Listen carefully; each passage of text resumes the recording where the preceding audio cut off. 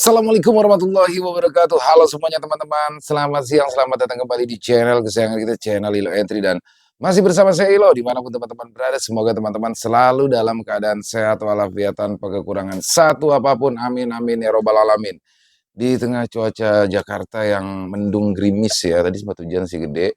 Saya akan membawakan satu kisah, masih akan membawakan kisah dari Agil Saputra. Kisah-kisah dari Mas Agil selalu keren, dan kali ini adalah kisah tentang Lurah Pawiro, yang mana sedang ada pilkadis di Desa Mekarsari, Lemah Kuburan. Wow, sudah masuk part 2 teman-teman ya. Mencekam banget nih horor kisah.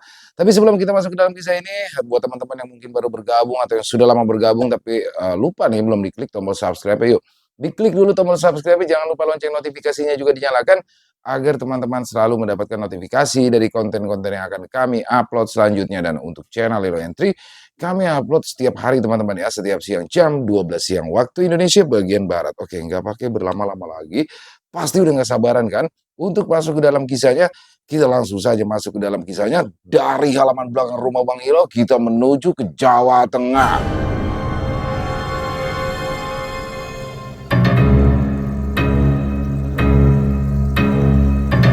Gulungan kafan di rumah Alora, Lemah Kuburan Part 2.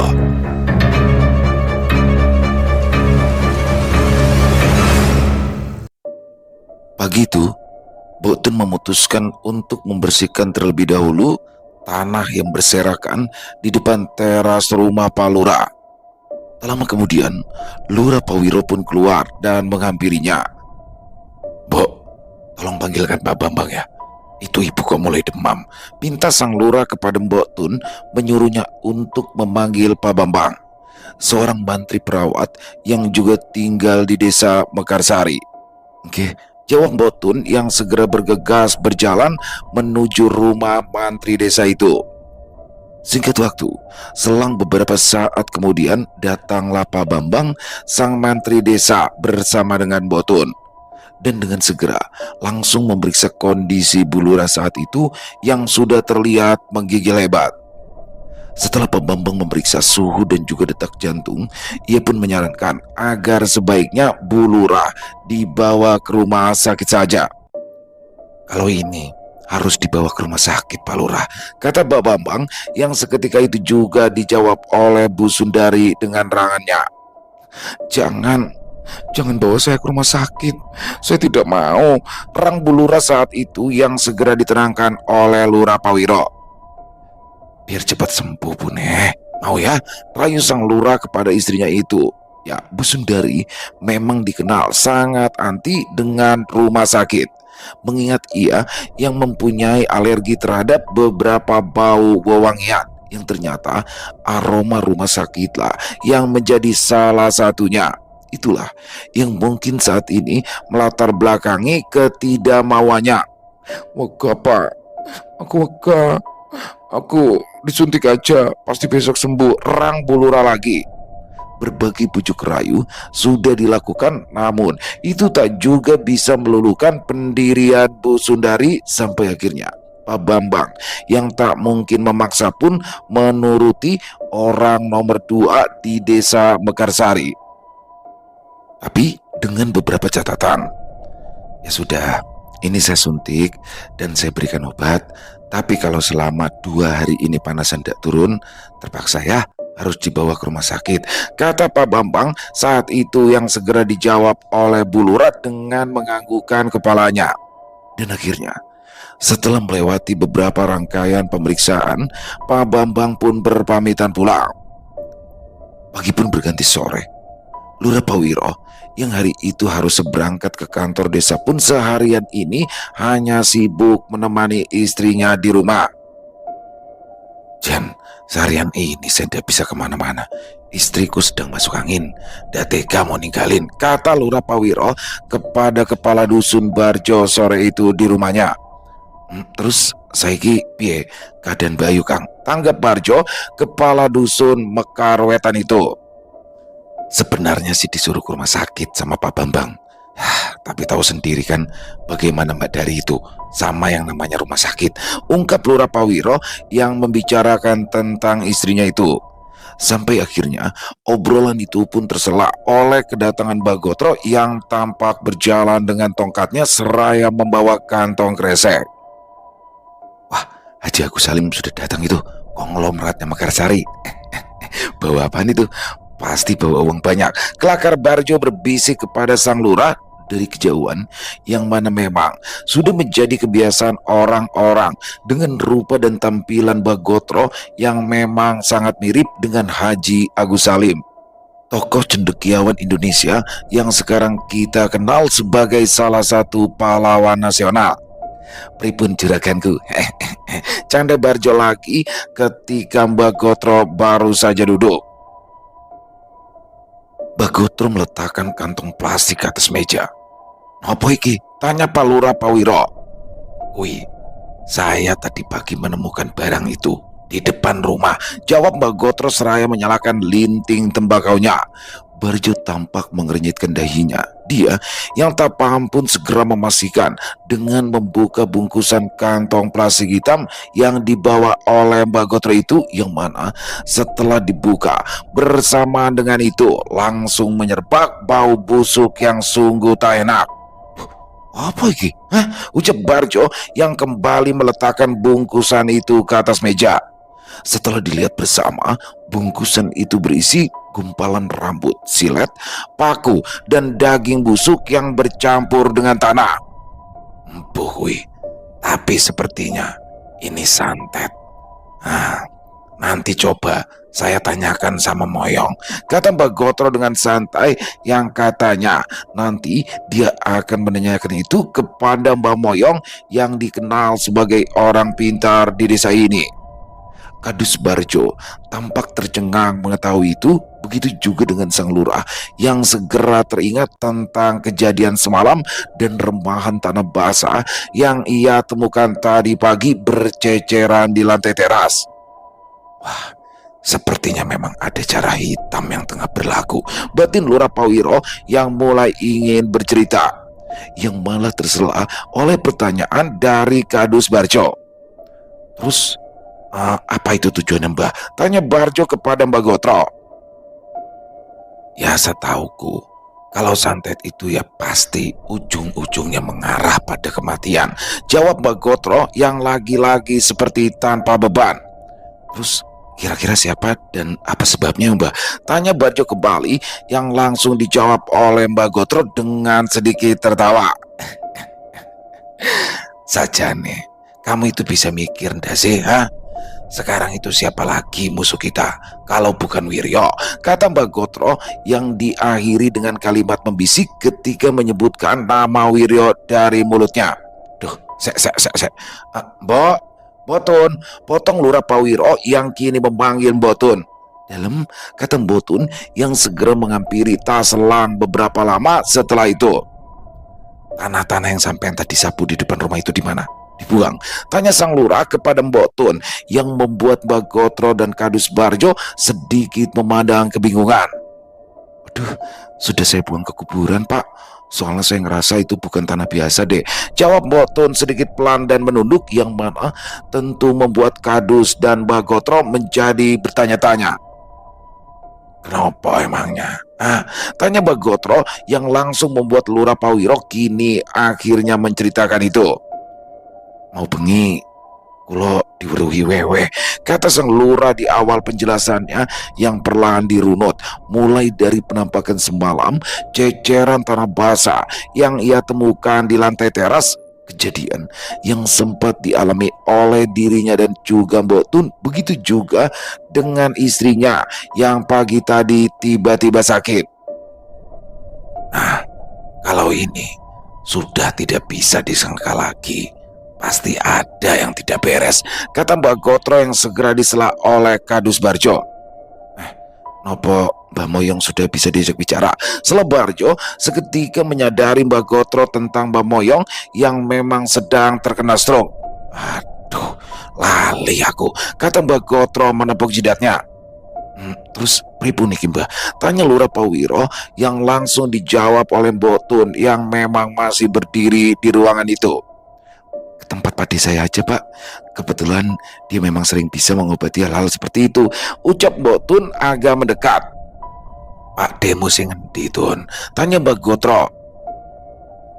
Yang dari sapu angin, Bah, jawab Mbok Tun menjelaskan tentang sebuah daerah bernama Sapu Angin yang seketika membuat Mbak Gotro sedikit terperanjat. Walah, ya kalau ke Sapu Angin, tidak mungkin berangkat sekarang. Siapa juga yang mau ke sana melewati hutan belantara, kata Mbak Gotro. Ya sudah toh Mbah, besok pagi saja. Sama saya bawa mobil. Selalu Rapawiro membuat Mbak Gotro mengusap wajahnya. Untuk sementara, mereka pun menyisihkan permasalahan itu dan bersepakat agar ini tak tersebar luas. Entah bagaimana caranya, itu tentu semata-mata untuk mengendalikan suasana dan untuk menghindari sesuatu yang bisa memantik keributan antara kubu Rapawiro dan Juragan Wiryo. Petang pun tiba. Dan seperti biasanya, para warga pendukung tampak berkumpul di rumah Lurah Pawiro malam itu. Walau tak ada hal pasti yang orang-orang itu bicarakan, namun kegiatan kumpul-kumpul seperti ini sangatlah lazim terjadi ketika menjelang pemilihan kepala desa, yang mana setiap malam para calon akan menjamu para pendukungnya hingga hari pemilihan tiba. Malam itu, di rumah sang lurah, sekitar pukul 9:30 malam, semua orang tampak saling mengobrol memecah menjadi kelompok-kelompok kecil di setiap sisi rumah Lurah Pawiro itu. Begitu juga dengan para kadus-kadus dan orang yang berada dalam lingkaran terdekat sang petahana yang kini terlihat berkumpul di ruangan utama.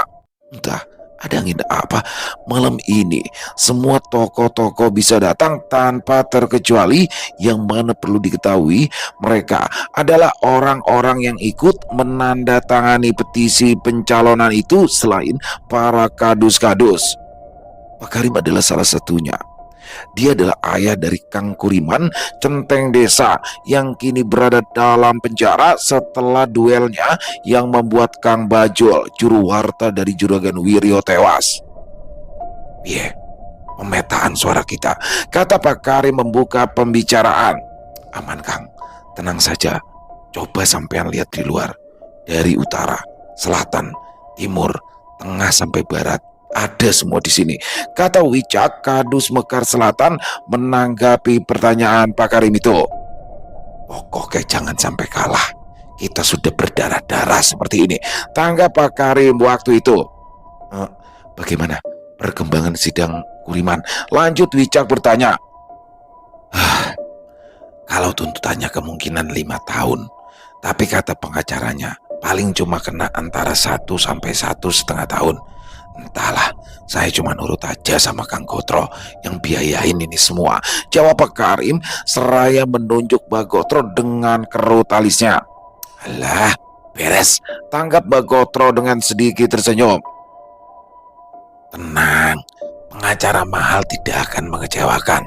Kalau untung, malah Kuriman bisa bebas. Lagi pula, orang tawuran kok di penjara, ucap Mbak Gotro yang kali ini disusul oleh Pak Tunggul Kadus Mekar Kulon.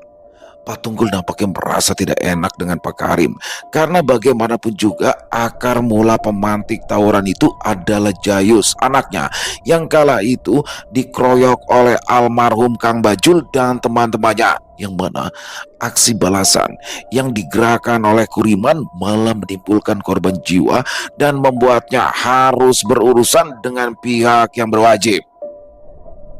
Tenang saja Mas, saya sudah mengumpulkan saksi-saksi yang bisa meringankan hukuman Kuriman, karena bagaimanapun juga semua ini akarnya adalah dari Jayus, anak saya, ucap Pak Tunggul kepada Pak Karim. Alah, kalau saya sih maklum, kayak kita belum pernah mode saja. Saya justru yang malah kasihan dengan sampean yang harus berada dalam satu wilayah dengan Wiryo. Lalu bagaimana keadaan di sana? Apa sampean tidak dikuncing karena malah dukung calon dari luar dusun? Tanggap Pak Karim mencoba melegakan kesungkanan Pak Tunggul. Kalau itu malah sepertinya biasa saja Mas. Justru karena tawuran itu, sekarang orang-orang desa jadi tahu bagaimana banyaknya kekuatan kita. Lagi pula kan, mereka duluan yang memulai. Dan kalau sampean mau tahu, sekarang itu sudah lumayan banyak kok orang yang sepertinya memberikan tanda akan membelot ke arah sini. Lagi pula siapa sih orang yang mau dipimpin sama bandar judi? Hah? Harusnya ndak masuk akal itu, kata Pak Tunggul. Tak selang beberapa lama, obrolan itu pun terhenti oleh kedatangan Lurah Pawiro yang baru saja keluar dari kamarnya. Raut wajahnya terlihat gelisah. Meskipun itu coba ia sembunyikan, namun tentu segera terbaca oleh orang-orang yang berada di situ. "Piye Bu Lurah?" tanya Mbak Gotro kepada sang lurah yang baru saja duduk. "Sudah tidur Mbak, barusan minum obat. Dari tadi habis maghrib ngeluh, perutnya sakit," jawab Lurah Pawiro sambil mengusap wajahnya, yang mana jawaban itu tanpa sengaja membawa mereka ke dalam bahasan hal ganjil yang sempat Mbak Gotro, Barjo, dan Lurah Pawiro bicarakan. "Saya rasa apa yang dikatakan Mbok Tun pagi tadi benar. Kalau itu adalah tanah kuburan," ucap sang lurah dalam pembicaraan itu yang seketika ditanggapi oleh Pak Warso, salah satu dari orang-orang yang berada di dalam ruangan itu. "Pesta batin. Pasti akan terjadi hal-hal seperti itu," tanggap Pak Warso memancing pertanyaan. Namun belum sempat mereka membahas itu lebih jauh, tiba-tiba saja semua itu dihentikan oleh suara kaca yang pecah. Piar!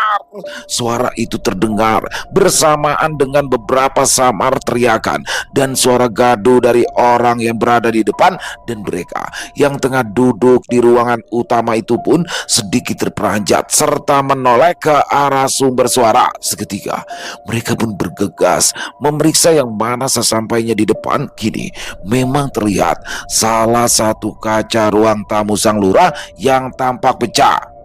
Suasana teras depan rumah Lurah Pawiro yang tadinya ramai pun sekarang tampak sepi dan hanya menyisakan satu orang, yaitu Paimo, yang kini tampak meringkuk ketakutan.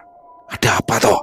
tanya Barjo yang segera dijawab oleh Paimo sambil memegangi sikunya yang tampak berdarah. "Saya tidak sengaja Kang, ngikut kaca jendela ini," jawab Paimo dengan wajah ketakutan. "Wes, ndak apa-apa. Memangnya bagaimana kok bisa?" salah sang lurah yang kali ini mendekati, yang mana saat itu dengan parau dan gemetar Paimo pun menjawab. "Wonten pocong Pak Lurah, ada pocong," jawabnya gugup. Piye? Gimana?" kata Lurah Pawiro terlihat memastikan. Sumpah Pak Lurah, tadi ada pocong terbang lalu masuk ke dalam rumah. Orang-orang berlarian dan tanpa sengaja dorong saya menyikut kaca jendela ini Pak Lurah." Tukas Paimo gemetar dengan gestur memohon ampun. Jawaban itu seketika membuat mereka semua sejenak saling pandang dan terdiam, tapi tidak dengan sang lurah yang tak lama setelah itu tampak berlarian ke dalam rumah. Sepertinya dia ingin memastikan keadaan istrinya setelah mencerna apa yang baru saja Paimo katakan itu.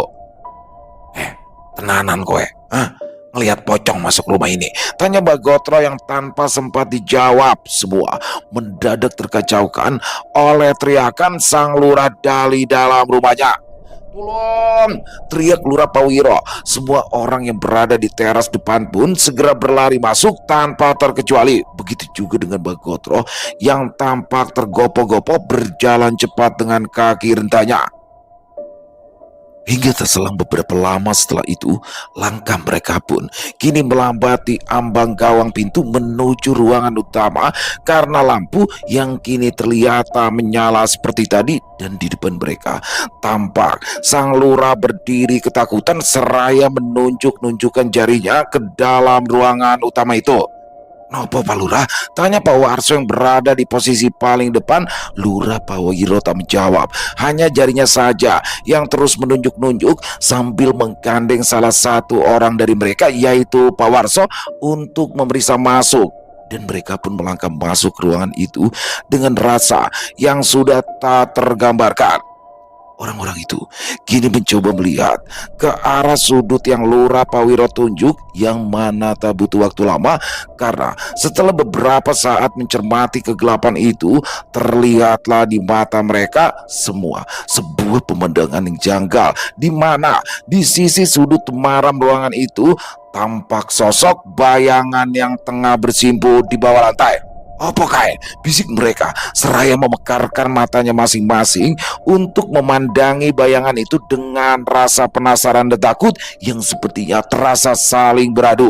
Hingga tak lama setelah itu, tiba-tiba saja tek, suara tua saklar lampu yang berubah posisi dengan sendirinya. Bersamaan dengan itu, lampu ruangan itu yang kini menyala dan terlihat dengan jelas sosok yang tadi bersimpuh di sudut temaram itu ternyata adalah sosok pocong.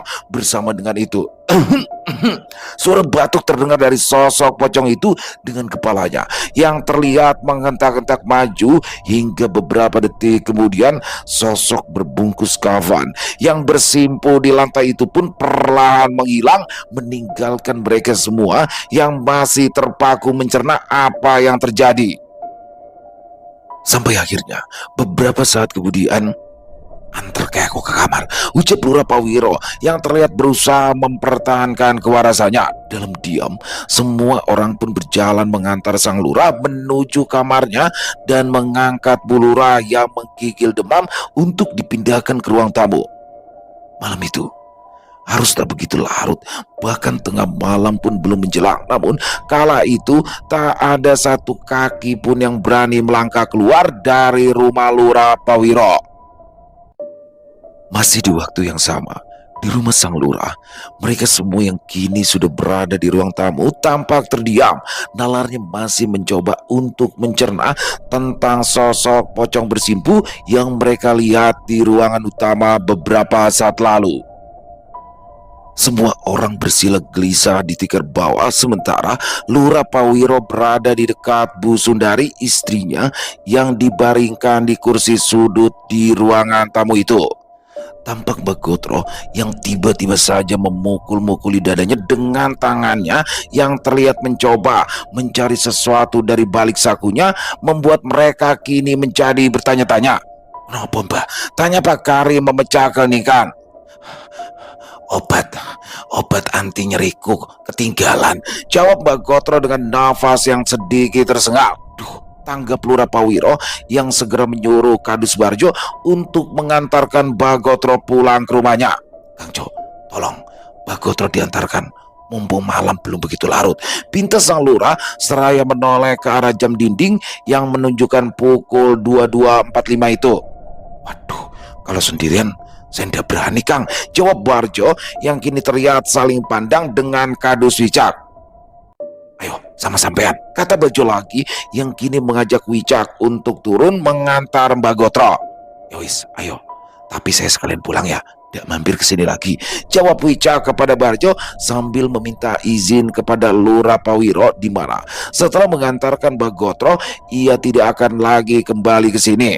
"Yah," ucap sang lurah, yang mana setelah itu Barjo dan Wicak pun segera bangkit dengan sedikit memapa Mbak Gotro. Mereka berdua pun akhirnya memberanikan diri untuk keluar dan mengantar jawara tua itu pulang ke rumahnya. Menit demi menit pun berlalu. Dengan perlahan, suasana pun mulai tenang. Begitu juga dengan Bu Sundari yang kini tampak pulas dan tak menggigil seperti beberapa saat yang lalu. Sang lurah yang sudah berhasil menata ketenangannya pun akhirnya menyuruh orang-orang yang berada di rumahnya itu untuk pulang. "Kalau memang kalian mau pulang, pulang saja, tidak apa-apa," ucap Lurah Pawiro yang merasa tidak enak melihat wajah-wajah gelisah itu. "Terus jenengan bagaimana Pak Lurah?" tanya Pak Warso saat itu. "Rapopo Kang, tenang saja, saya akan hadapi. Yang penting kalian semua pulang sampai rumah dengan selamat," ucap sang lurah. Ada sedikit keraguan di antara orang-orang yang berada di rumah sang lurah itu. Selain merasa sungkan, sepertinya bayangan pocong Simpuh itu masih tersisa di pikiran dan membuat mereka menjadi ketakutan untuk melangkah keluar. Tapi di sisi lain, mereka juga sadar bahwa bertahan di sini juga tak ada untungnya, karena bisa saja hal ganjil itu akan keluar lagi. Sampai akhirnya, setelah cukup mempertimbangkan dan menata keberanian, mereka pun pulang meninggalkan rumah Lurah Pawiro. Sang lurah yang kini sendiri terlihat memastikan selimut yang menutupi tubuh istrinya itu tertutup dengan rapat, dan setelah itu pun ia bangkit dan meraih teko kopi yang berada di dekatnya. Dia tuangkan kopi yang sudah tak hangat itu ke dalam gelas bekas bukan miliknya dan berlanjut dengan membakar sebatang rokok. Jemarinya tampak sedikit gemetar, dikepulkannya asap rokoknya seraya menenangkan diri atas apa yang terjadi. Harusnya saya tidak maju lagi dalam pilkades ini, batinnya di antara keluk asap rokoknya itu. Walaupun itu hanya sekejap, karena seketika pikirannya segera berubah ketika mengingat betapa loyalnya orang-orang yang selama ini mendukungnya. Semilir angin menembus masuk melalui lubang kaca jendela ruang tamunya yang pecah itu, membuatnya segera bangkit dan menutupinya dengan gulungan-gulungan karpet yang ia tegakkan. Walah, keluhnya salah itu. Sang lurah kembali memastikan keadaan istrinya, yang mana ia sedikit merasa lega ketika melihat kepala istrinya sudah berpeluh dan juga tidak lagi merasakan panas yang berlebih di kening dan leher istrinya. Syukurlah, wes rodo adem, ucapnya yang kini beranjak merebah di bawah karpet. Sejenak ia menatap langit-langit, lalu memejamkan matanya tak lama setelah itu. Dan entah bagaimana caranya, setelah semua yang terjadi malam itu, Lurah Pawiro pun tertidur dengan lelapnya. Keesokan harinya, kabar pocong di rumah sang petahana semalam menyebar begitu saja. Entah siapa yang memulai cerita itu. Yang jelas, pagi itu topik bungkusan kafan yang terbang masuk ke rumah Pak Lurah tadi malam segera menjadi bahasan dalam setiap perbincangan di sudut-sudut desa Mekarsari itu. Pak Lurah dikirimi santet. Bu Lurah sekarang itu jadi sakit, kata seorang ibu-ibu dalam sebuah obrolan di pedagang sayur keliling pagi itu. Pantes suamiku itu semalam itu pulang lari-larian dari rumah Pak Lurah, wajahnya ketakutan. Katanya dia ngeliat pocong yang terbang masuk ke dalam rumah Pak Lurah. Tanggap salah seorang ibu-ibu lagi dalam perbincangan itu. Semua tuduhan tentu tersudut ke arah Juragan Wiryo. Memang siapa lagi selain dia orang yang memiliki motif saat ini untuk mengganggu Lurah Pawiro Atmojo. Sementara itu di waktu yang sama, di desa Mekarwetan, yang mana itu juga adalah wilayah dusun Lurah Pawiro tinggal, pagi itu tampak para kepala dusun sudah berkumpul di rumah Kadus Suarjo.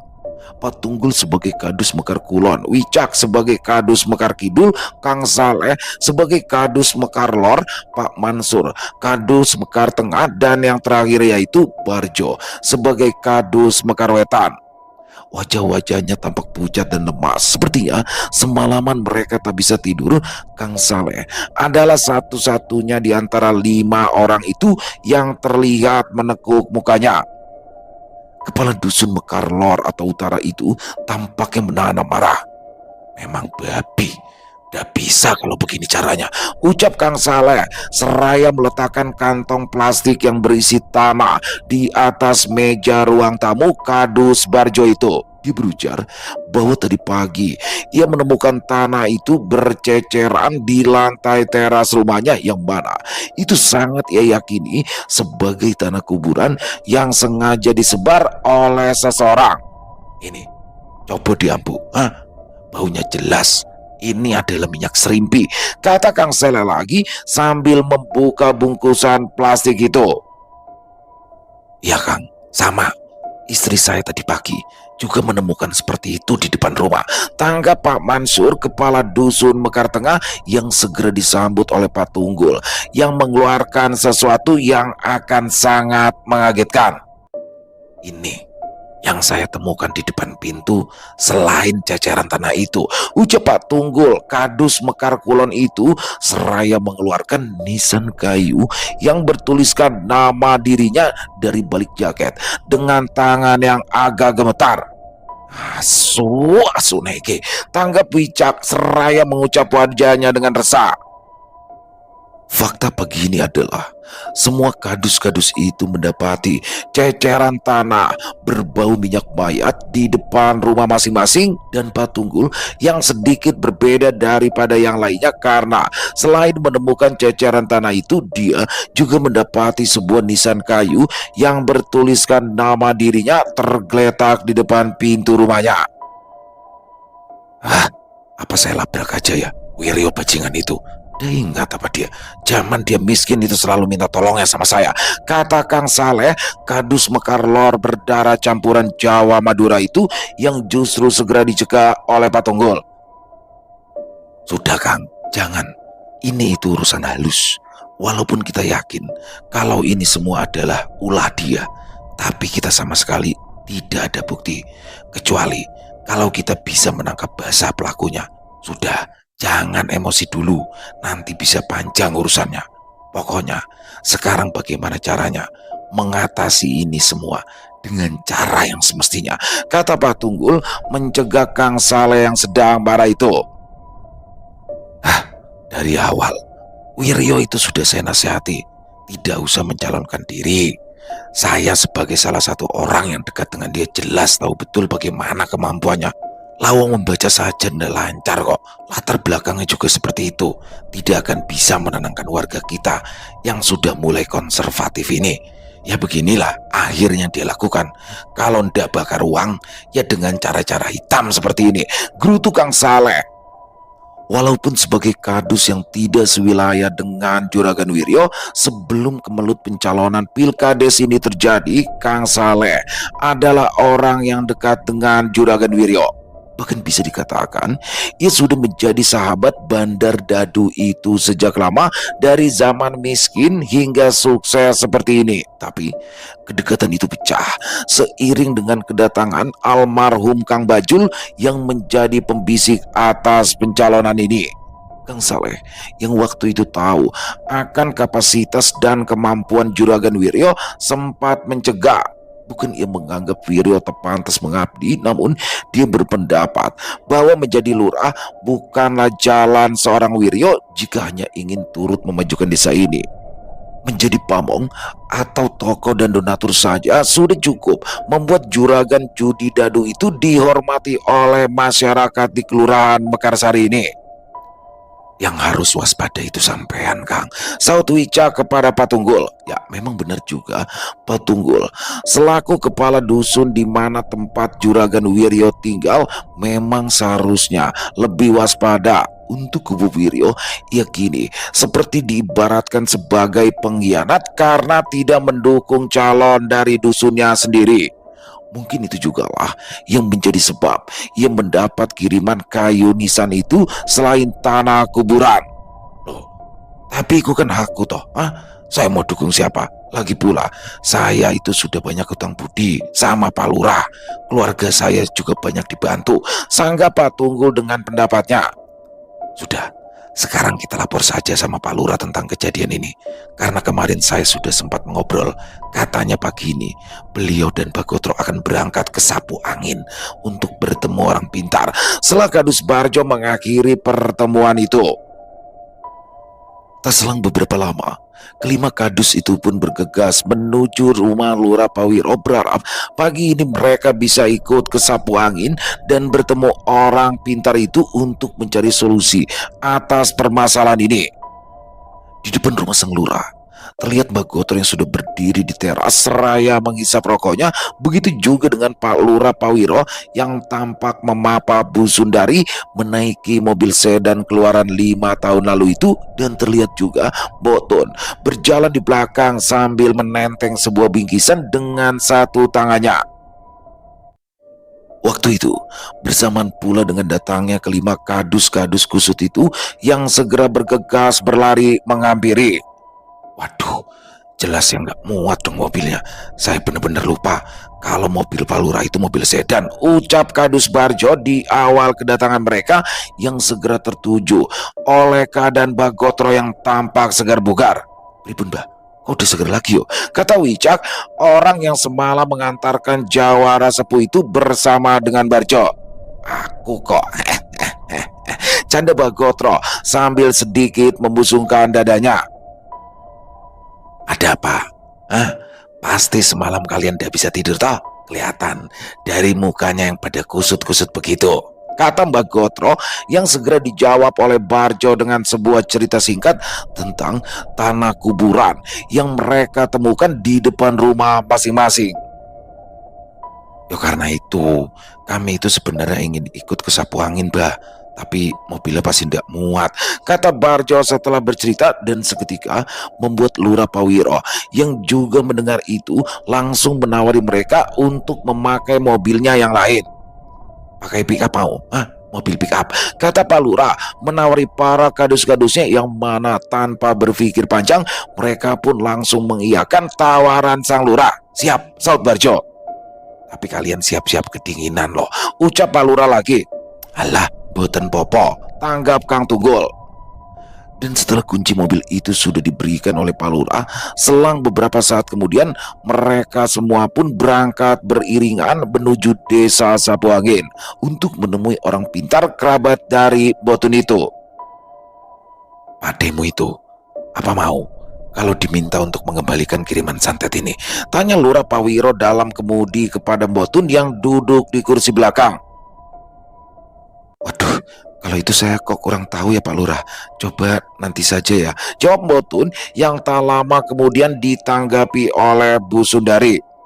Tidak usah toh Pak, kalau itu dikembalikan terus apa bedanya kita sama mereka, kata Bu Sundari dengan suara lirih dan lemas membuat Lurah Pawiro yang duduk di kemudi sejenak terdiam mendengar itu. Terus, ikim bayar piratun? Tanya Mbak Gotro kepada Botun. Aduh, boten sambah, tidak akan mau. Ini sudah saya bawakan gula, kopi, sama teh kok. Karena memang maunya hanya menerima yang seperti itu, jawab Botun disela oleh Pak Lurah. Iya Mbah, memang agak langka. Terus itu sudah saya bawakan kopi, teh dan gula 10 kilo. Setelah sang lurah saat itu, perjalanan pun terus berlanjut menuju ke wilayah pinggiran kota paling utara, menembus kabut, melewati lintasan yang berkelok serta melalui jalan yang menanjak. Sampai akhirnya setelah berpuluh menit berlalu, tibalah mereka di tempat yang dituju. Jalan yang mulai berbatu adalah penanda bahwa mereka sudah memasuki wilayah desa Sapu Angin, yang mana tentu membuat dua mobil iringan itu kini menurunkan kecepatannya. Sampai akhirnya tak selang beberapa lama kemudian mereka memasuki desa itu. Rumahnya yang sebelah mana, Mbok? Tanya Pak Lurah kepada Botun. Nika Pak, rumahnya yang sedang ada orang di depan, jawab Botun 10 meter sebelum mereka sampai di rumah itu. Terlihat seorang pria tua tengah duduk di depan sebuah rumah sederhana, menyambut dari kejauhan dengan senyum dan lambaian tangan, seakan dia tahu begitu saja kalau dua mobil yang sedang berjalan itu hendak menuju ke rumahnya. Pada untung, sapa Mbok Tun yang baru turun dari mobil. Rene Tun, Rene, monggo, semuanya masuk, ucap Mbak Untung mempersilakan seraya mendekat dan menyalami rombongan itu satu persatu. Terima kasih, sudah jauh-jauh sampai ke sini. Monggo, silakan masuk ke gubuk saya ini, ucap Mbak Untung lagi kepada rombongan itu. Nggih Mas, tanggap Mbak Gotro dengan senyuman. Beberapa saat kemudian, Botun, Lurah Pawiro, Bu Sundari, Bagotro, dan para kadus-kadus Mekarsari itu pun mulai melangkah masuk ke dalam rumah Mbak Untung itu. Pripun, ada apa? Ini kok sampai mau jauh-jauh datang ke sini, ucap Mbak Untung. Mendengar itu, Pak Lurah dan rombongan hanya saling pandang dengan senyum-senyum tipis. Mereka sepertinya masih canggung dan mendadak bingung dari mana harus memulai kata-kata untuk menjelaskan tujuan kedatangan mereka ini. Hingga beberapa saat kemudian, akhirnya Mbok Tunlah yang mencoba mengawal itu. Begini loh Pade, ucap Mbok Tun memecah kecanggungan di rumah Mbak Untung itu, yang mana tak lama setelah Mbok Tun sedikit bercerita, semua orang pun juga mulai ikut berbicara satu persatu hingga semuanya menjadi jelas. Mbak Untung tampak sedikit menghela nafasnya setelah mendengar penjelasan itu. Dia juga sejenak terlihat mengkerutkan alisnya, seakan tengah menerawang sesuatu. Dan tak selang beberapa lama kemudian, Mbak Untung pun beranjak dari kursinya dan berjalan masuk ke dalam rumahnya untuk mengambil sesuatu. "Tunggu sebentar ya," kata Mbak Untung seraya berjalan. Sampai akhirnya beberapa saat kemudian ia pun kembali keluar dengan membawa sebuah kendi air minum. "Nun sewu nggih, kalau agak tidak sopan," kata Mbak Untung yang meminta izin karena hendak menuangkan air kendi itu langsung ke mulut mereka satu persatu. Semua orang pun meminum air dalam kendi itu bersamaan dengan Mbak Untung yang kini meminta mereka semua untuk bersiap-siap. "Siap-siap keh, karena ini pasti tidak akan enak," kata Mbak Untung kepada 9 orang itu seraya memberikan masing-masing dari mereka sebuah kantong plastik.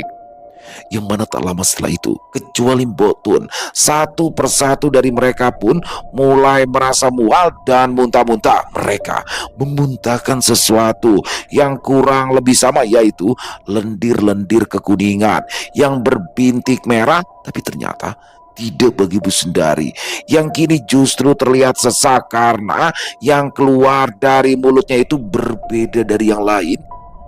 Yang mana setelah diperiksa, apa yang dimuntahkannya adalah beberapa gumpalan-gumpalan berwarna coklat. "Ini lemah kuburan Niko," kata Mbak Untung kepada Bu Sundari yang kini terlihat sudah berkuyup dengan peluh dan merasa cukup tercengang ketika tahu apa yang dimuntahkannya itu adalah gumpalan-gumpalan tanah kuburan. "Di antara semuanya, hanya panjenengan Bu yang sudah berhasil dimasuki teluh. Tapi tidak apa-apa, insya Allah setelah ini panjenengan akan merasa lebih baikan," ungkap Mbak Untung setelah itu. "Terus apa yang harus kita lakukan setelah ini Kang?" tanya Mbak Gotrok ini. "Oke, pokoknya rumah-rumah panjenengan tetap harus saya bersihkan," kata Mbak Untung saat itu. Terus kapan iku Mbah?" tanya Lurah Pawiro kini. "Harusnya secepatnya, tapi mohon maaf, kalau dalam waktu dekat ini saya terus terang belum bisa, karena sedang ada sesuatu yang harus saya selesaikan terlebih dulu. Tapi tenang, saya janji kalau sudah selesai, saya pasti akan sowan ke rumah panjenengan semua. Dan untuk sementara ini, mungkin panjenengan akan saya berikan pegangan dulu untuk berjaga-jaga," kata Mbak Untung yang mulai kembali beranjak untuk mengambil sesuatu di dalam kamarnya. Selang beberapa saat kemudian, Mbak Untung pun kembali keluar membawakan sesuatu untuk orang-orang itu berupa kotak-kotak kecil yang dibungkus dengan kain hitam dan dibagikan kepada mereka tanpa terkecuali. "Ini dibawa saja, dikantongi. Tapi kalau mau tidur, jangan lupa dibawa bantal," tugas Mbak Untung yang disambut oleh mereka semua dengan anggukan kepala. "Dan satu lagi pesan saya, kalau nanti panjenengan menemukan jajaran tanah seperti itu lagi, disapu saja, lalu dipel dengan air kelapa hijau," tutup Mbak Untung pagi itu. Wajah mereka pun sudah sedikit lega, walau sampai mereka semua berpamitan bah untuk tidak benar-benar memberitahu siapa orang yang telah melakukan itu. Namun tentu itu bukanlah masalah bagi mereka karena dugaan kuat sudah tertuju kepada pihak Juragan Wiryo. Lagi pula, motif apa lagi yang bisa dijadikan alasan saat ini kalau bukan tentang pilkades mendatang? Badanku kok jadi enakan gini toh Pak, kata Bu Sundari kepada Pak Lurah saat mereka dalam perjalanan pulang. Alhamdulillah toh Bune, berarti kamu jodoh sama pengobatan itu, jawab Lurah Pawiro yang disusul oleh Mbak Gotro. Ya, dan sepertinya Pademu itu memang benar-benar sakti Tun, orangnya sopan, ramah, dan baik, tidak mau dikasih uang pula, kata Mbak Gotro kepada Mbok Tun yang duduk di sebelahnya. Benar Mbak, memang orang seperti itu udah pernah mau nerima uang dari orang-orang yang dia tolong. Katanya dia tidak mau kalau masa tuanya jadi sakit-sakitan, jawab Botun yang membuat Mbak Gotro bertanya-tanya. Sakit-sakitan bagaimana maksudmu Tun? Tanya Mbak Gotro. Kalau kata padi saya itu, orang pintar atau dukun yang mau nerima uang dari pasiennya biasanya rata-rata di masa tuanya itu bakal sakit-sakitan. Percaya tidak percaya sih, tapi menurut saya itu cukup terbukti dengan dia yang sampai umur segini masih bugar dan jarang sakit. Jelas Mbok Tun atas pertanyaan dari Mbak Gotro. Oh begitu ya. Ya bener juga sih. Dan kalau saya lihat, sepertinya umur antara saya dan dia itu hanya selisih 3-5 tahunan di bawah saya, tanggap Mbak Gotro dalam perjalanan itu. Setelah melewati perjalanan yang sebenarnya tak begitu jauh itu, akhirnya sampailah juga para rombongan mobil itu di Mekarsari. Lebih tepatnya di depan rumah Sang Lurah, yang mana beberapa saat setelah mereka turun dan sebelum semua beranjak pulang, Lurah Pawiro meminta Mbak Gotro dan para kadus-kadusnya itu untuk masuk terlebih dulu ke rumahnya, karena sepertinya ada sedikit hal yang ingin beliau pesankan. Tolong kabarkan sama orang-orang ya, kalau nanti malam kita ndak usah kumpul-kumpul dulu, kata Lurah Pawiro kepada mereka, yang mana beberapa saat sesudah itu dan setelah sedikit perbincangan, mereka semua pun berpamitan dan beranjak pulang ke rumah masing-masing. Detik berganti menit, berubah menjadi jam seiring dengan sinar mentari yang kini sudah tenggelam, tergantikan oleh cahaya bulan yang kebetulan tengah purnama.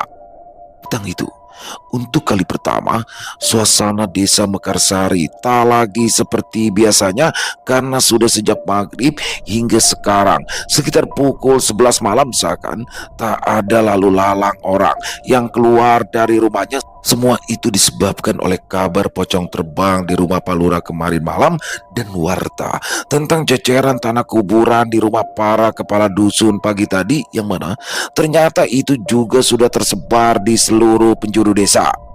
Sementara itu, di dusun Mekar Kulon, tepatnya di rumah Pak Kadus Tunggul, terlihat Jayus yang tengah duduk di kursi teras seraya menyesap kopi dan menghisap rokok kreteknya. Anak Pak Tunggul itu tampak duduk dengan menekuk wajahnya. Wajahnya tampak kesal dan juga marah karena pikirannya yang tak juga beralih kepada hal lain. Asu batinnya saat mengingat kejadian pagi tadi, yaitu ketika dirinya menemukan nisan kayu bertuliskan nama ayahnya dan juga jajaran tanah di lantai teras rumahnya yang saat ini kebetulan tengah ia pijak. Sedikit banyak Jayus merasa bersalah, dan itu tidak bisa ia hindari juga, karena walaupun secara tidak langsung bagi Jayus, dia merasa bahwa dirinya adalah salah satu penyebab dari kekacauan pilkades ini. Tapi kadang rasa bersalah itu hilang ketika ia mengingat hantaman-hantaman tangan dan satu pukulan gelas kaca di kepalanya tempo hari yang terjadi di sebuah warung kopi di dekat rumahnya itu.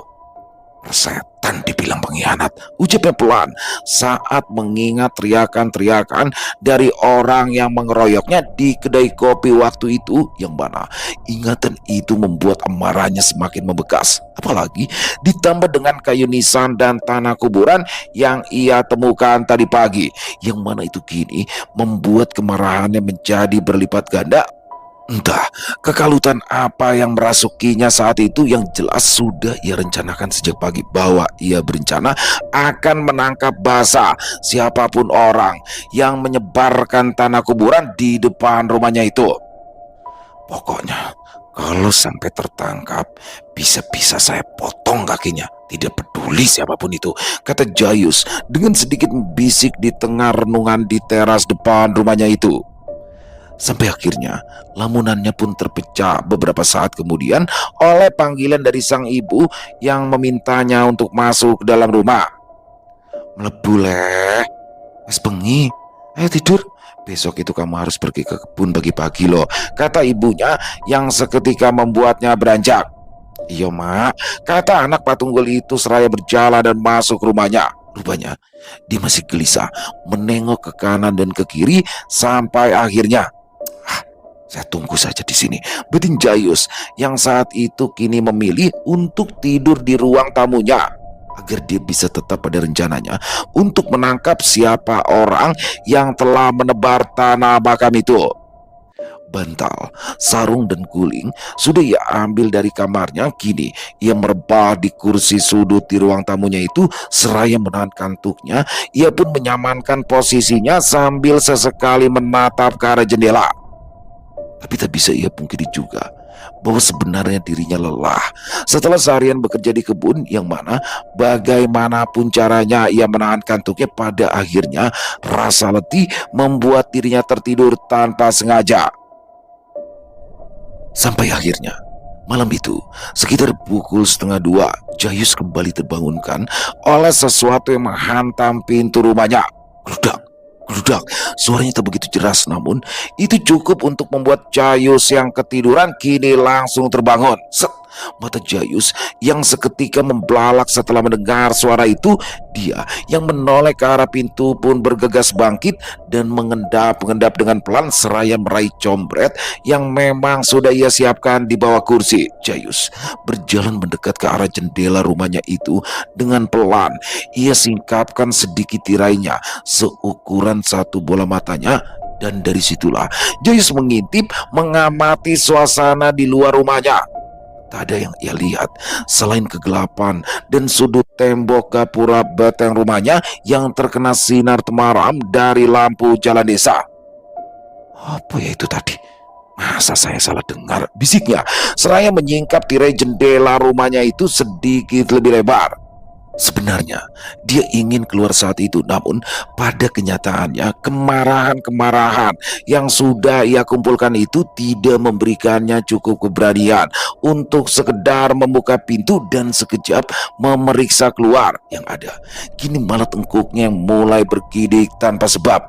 Asu, asu, bisiknya yang masih mencoba bertahan mencermati setiap bagian luar rumahnya dari balik singkapan tirai itu.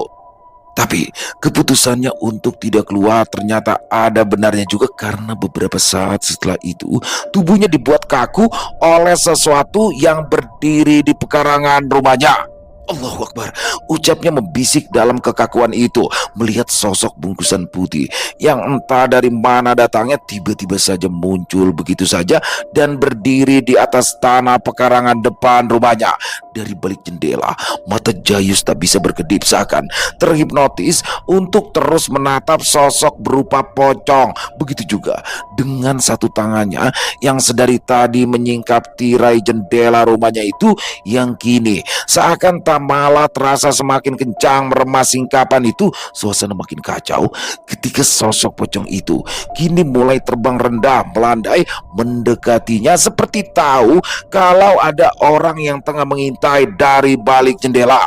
Bersamaan dengan itu, bau anjir darah bercampur bangkai seakan menembus kaca dan mulai menusuk penciuman si Jayus. Tapi lagi-lagi hal itu tak serta-merta membuat tubuhnya yang kaku bisa berlari menjauh sampai akhirnya sosok itu kini berhenti dan berdiri satu langkah di depan matanya, dan walau masih tersekat kaca jendela namun rupa wujudnya kini tentu terlihat semakin jelas di mata Jayus.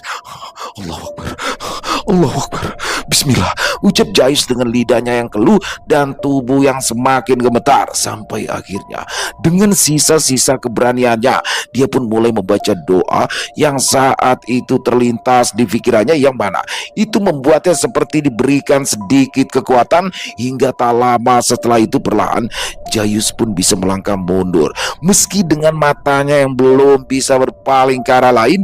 Dan bersama dengan itu keanehan pun bertambah ketika singkapan tirai yang sudah terlepas dari jemarinya tak juga menutup seperti seharusnya. Dan benar saja, karena beberapa detik setelah ia kehilangan jangkauan, kini secara tiba-tiba wajah dari pocong itu sudah berada memenuhi celah di antara singkapan tirainya. Seketika Jayus limbung terhuyung mundur bersamaan dengan suara combret yang ia genggam kini terjatuh di lantai rumahnya. "Lontang, Ma!" kata Jayus yang perlahan penglihatannya semakin memudar dan kian gelap, yang mana pada akhirnya malam itu dirinya yang sudah diambang batas pun terjatuh terkulai di lantai ruang tamunya itu. Jayus tak sadarkan diri. Selesai. Oh, luar biasa kisah dari Mas Agil, bener kan horornya dapet banget, mencekam banget ya.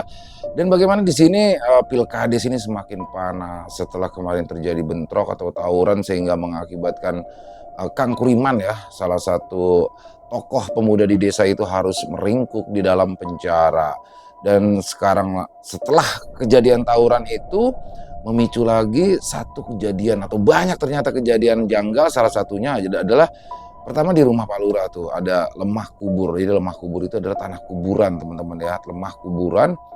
Dan setelah itu ternyata di kepala dusun yang lain ini sama juga ditemui hal itu, dan bahkan di rumah Pak Lurah masuk atau melesat melayang sosok pocong yang akhirnya meringkuk di dalam kamar. Serem banget ya.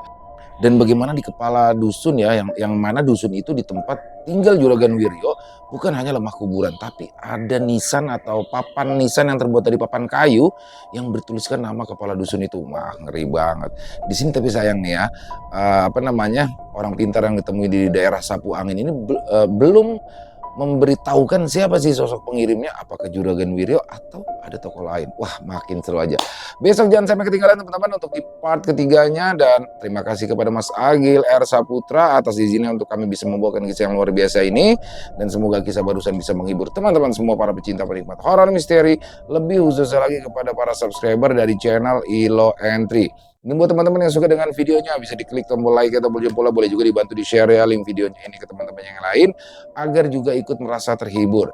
Dan buat teman-teman yang mungkin belum subscribe, yuk diklik dulu tombol subscribe, jangan lupa lonceng notifikasinya dinyalakan agar teman-teman selalu mendapatkan notifikasi dari konten-konten yang akan kami upload selanjutnya. Dan kami juga ingin mengucapkan terima kasih ya kepada seluruh teman-teman yang sudah selalu setia hadir, yang sudah selalu mendukung kami, karena teman-teman kami selalu bersemangat berkarya di setiap harinya. Di akhir kata, saya Ilo mengucapkan permohonan maaf apabila mungkin dalam pembawaan kisahnya barusan ada kata-kata saya yang salah ataupun ada kata-kata saya mungkin yang kurang berkenan. Saya mohon dibukakan pintu maaf yang seluas-luasnya. Sampai berjumpa lagi di konten-konten kami selanjutnya. Masih bersama saya Ilo di channel Ilo Entry. Salam sehat, sukses selalu untuk kita semua. Wassalamualaikum warahmatullahi wabarakatuh.